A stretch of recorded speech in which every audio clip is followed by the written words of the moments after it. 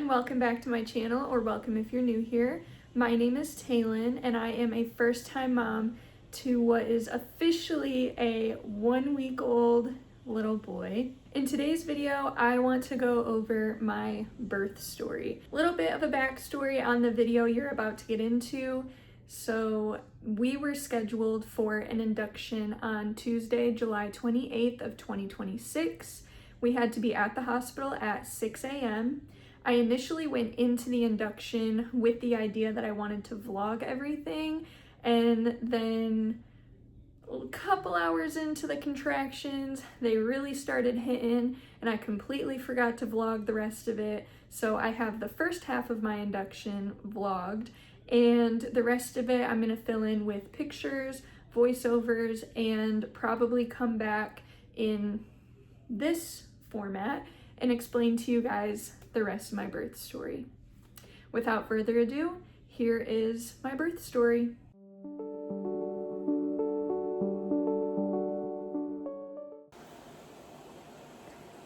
Good morning. It is 4:48 a.m.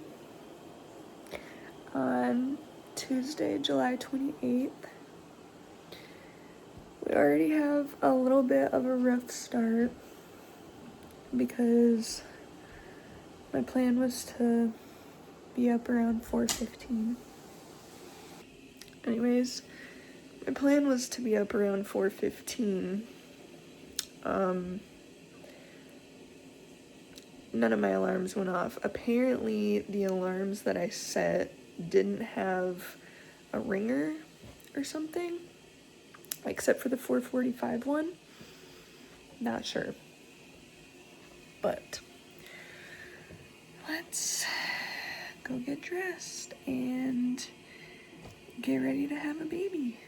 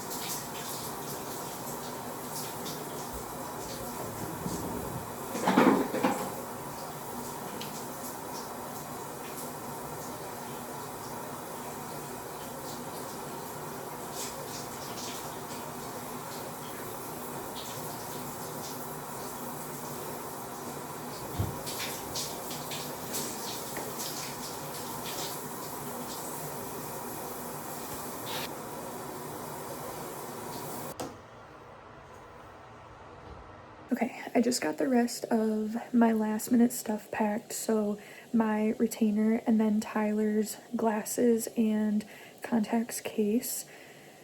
So now I have to strip our bed and remake it because Tyler's older brother is going to be staying here for the next few days.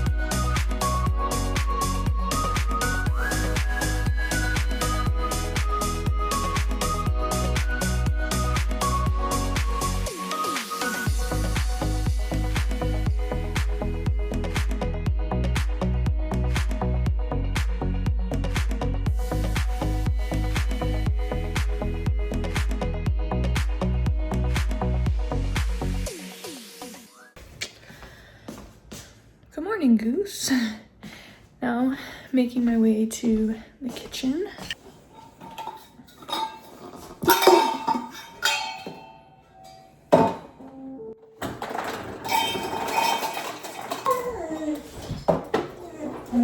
Hold on, Millie.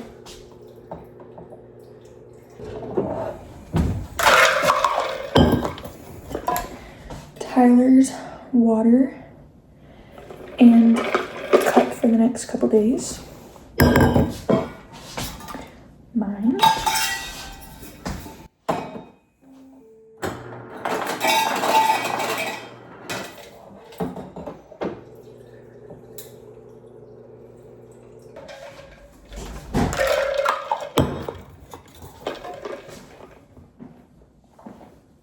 This is our box of snacks and energy drinks that we made for our nurses. We got some Chex Mix, protein bars, little chocolates, Gatorade, body armor, some different kinds of Alani, nuts, Gushers, and some Sour Patch Kids.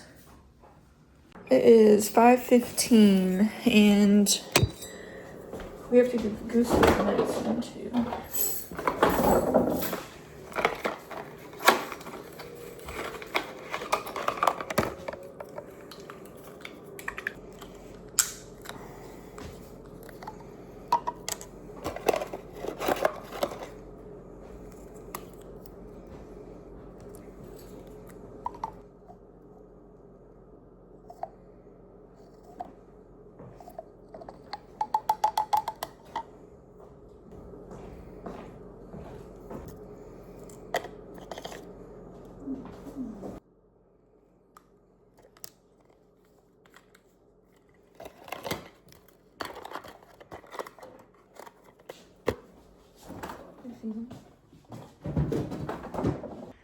Time to let you guys out.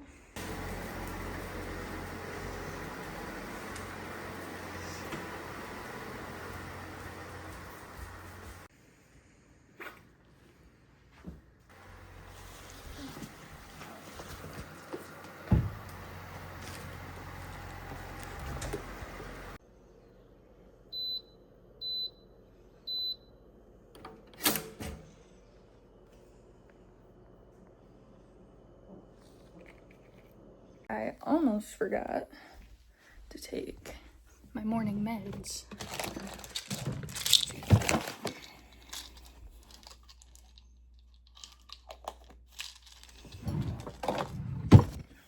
And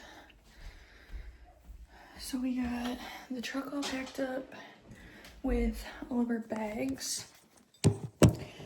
And I'm currently making 2 pieces of toast with butter and a little applesauce pouch because they said I could eat a light breakfast before.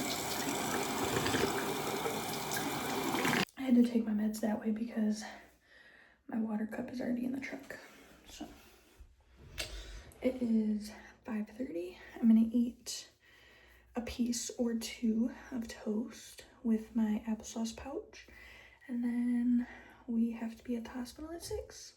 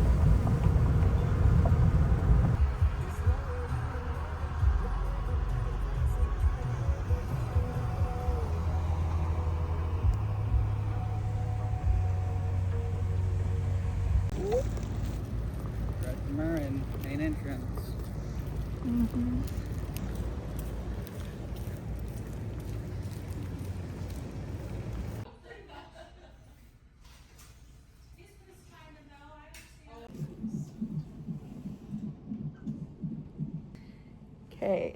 Oh, what time is it? 7:28 a.m.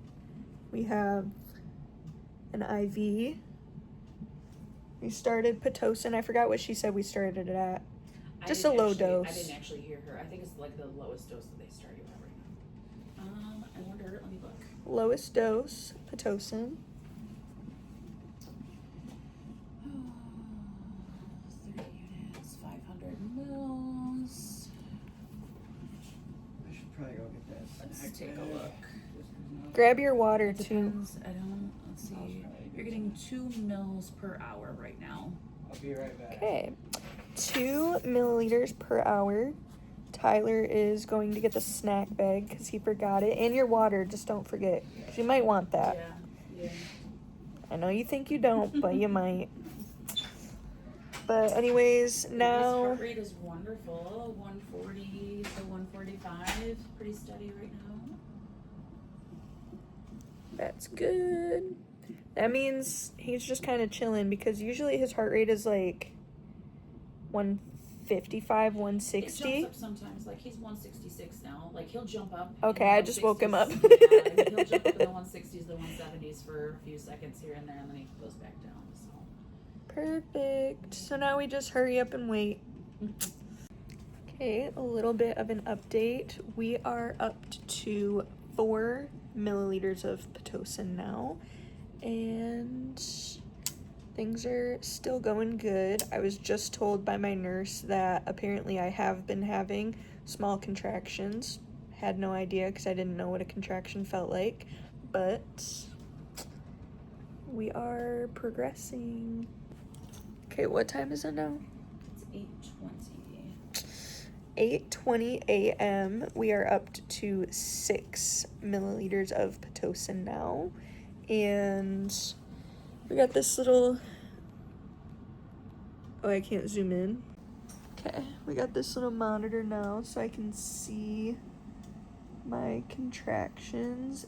Baby's heart rate is up top, and then my contractions are on the bottom. How do you feel? Are you ready for a nap? Talking to me? Yeah. Feel good. How are your contractions? I'll put 3 out of 10. I just seen my doctor. She came in, checked me. I am at 2 centimeters dilated still. I've been at 2 since 36 weeks, so 3 weeks now. But I am now 80% thinned, and he was -2 station, so he's come down. They just broke my water. That was weird. I heard it go like a pop, and now I feel like I'm peeing myself. I might be peeing myself. We don't know yet. So that's how it's going.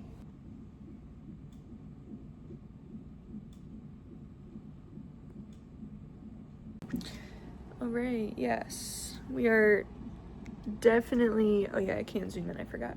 Definitely feeling contractions. I got my labor comb out, and we're hitting another one. So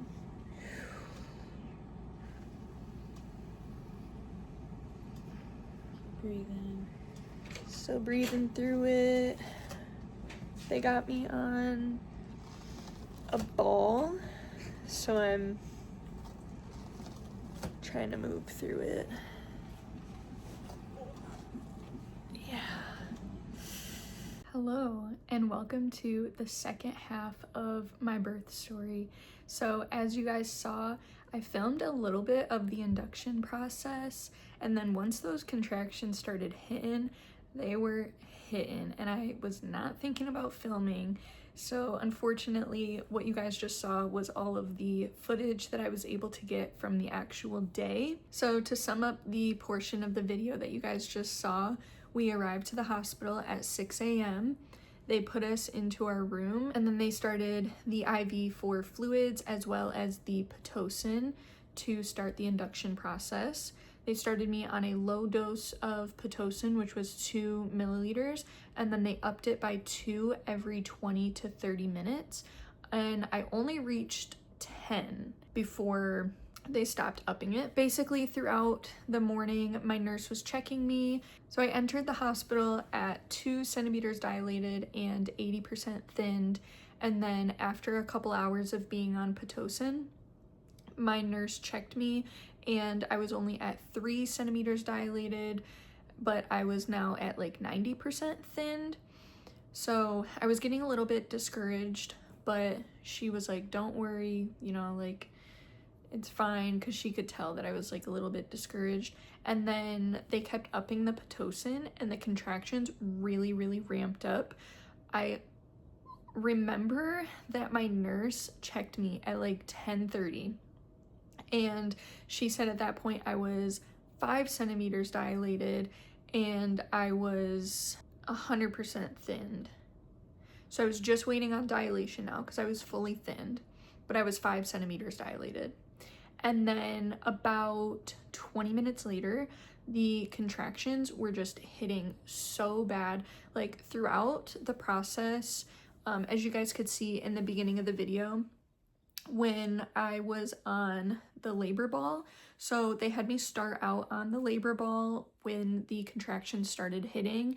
And so I was doing like hip circles and stuff on the ball. I was doing like figure 8 movements, stuff like that. And then they had me move. So I would do that for like 30-ish minutes, and then they would have me move to like a different position every 30 minutes. And I was like still getting up, going to the bathroom, everything like that. After the labor ball, they had me attempt to lay on my side with the peanut ball in between my legs. That position was horrible. Horrible. As soon as I would lay on my side or try to stand up, the contractions would immediately move to my back, and then I was experiencing back labor, and that was horrible. It was like excruciating, and I did not get an epidural.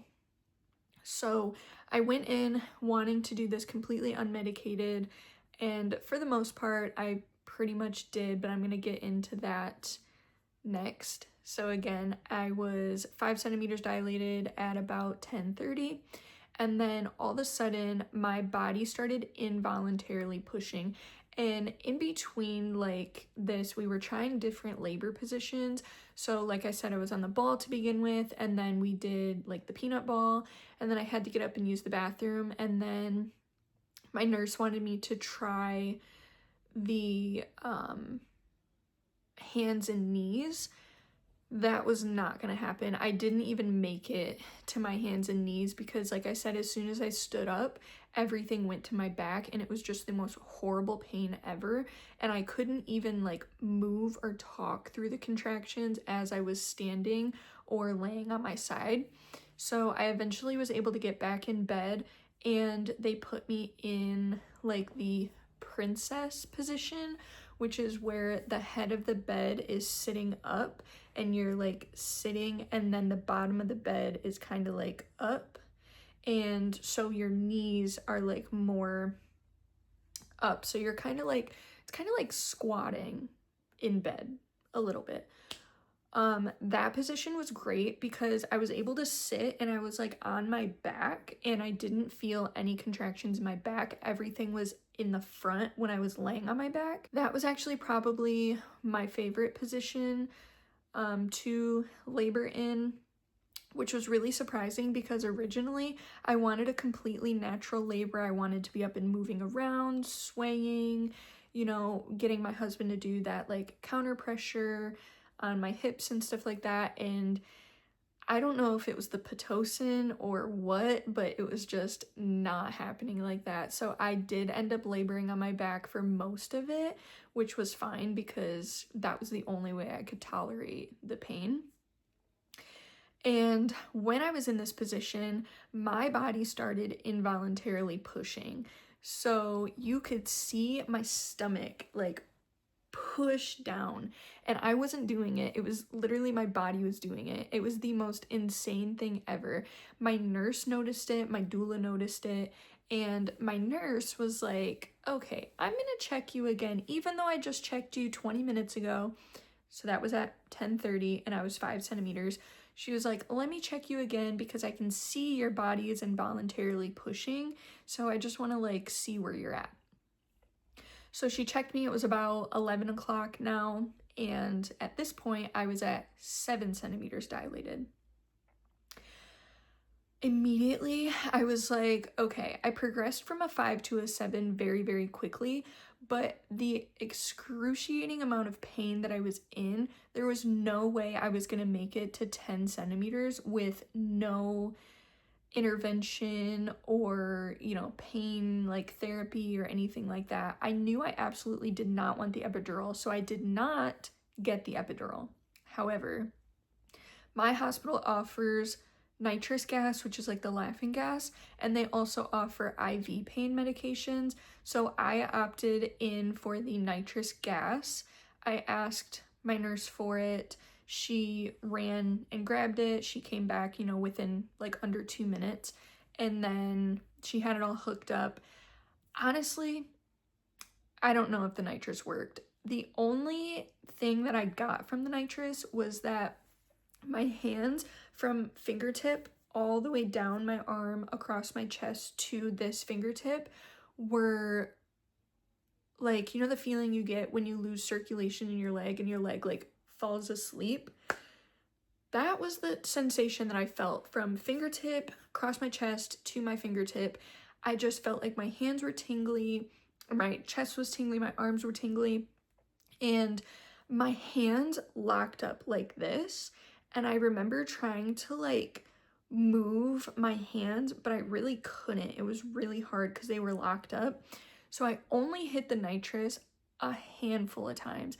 And even then when I hit it, the nurse was like, you have to breathe deeper. Like it's supposed to make this vibration thing or something like that. And then come to find out, originally when I was trying to use it, the hose was disconnected. So I really wasn't getting anything. And then they connected it, but then there was like problems with the mask. Like I wasn't, there wasn't creating a good enough seal to really get a good inhale with the mask. So with that being said, I have no idea if the nitrous worked, but yeah. And then very shortly after, from 11 o'clock in the morning to 3:42 p.m. is just an absolute blur. My son was born at 3:42 p.m. after about 8.5 hours of labor. I pushed for 27 minutes, and I did get a 2nd-degree internal tear, which had to be stitched up after the fact. My doctor said I likely would not have had to push for the full 27 minutes that I did. I could have had my son a lot sooner, but unfortunately his head got stuck because he decided to come out with his hand on his face, and it caused his head to get stuck. That was very painful.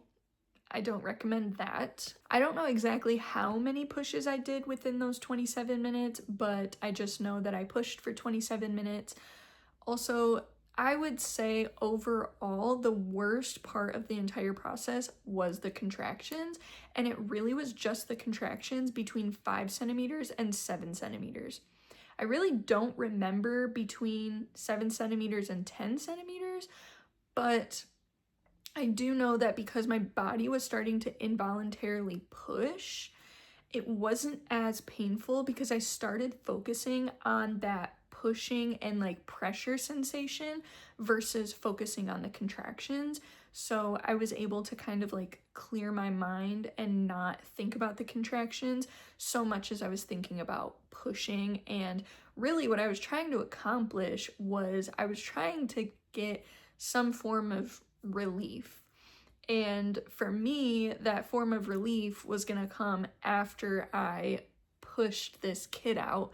So I was really trying to focus on the pushing. But yeah, that is my birth story. I labored for about 8.5 hours, pushed for 27 minutes. My son came out with his hand on his head. I got a 2nd-degree internal tear, and he was born at 3:42 p.m. I really wish I would have vlogged more of the process in the moment, because now looking back on it almost 2 weeks later, it's just so surreal that that even happened. But I'm very thankful for the portion of the induction process that I did vlog, because I really love looking back on it. I also have some pictures I'm going to insert here that my doula took for me during the induction process, so enjoy those pictures. If you stayed until the end of this video, thank you so much for watching and listening to my birth story, and I will see you guys later. Bye!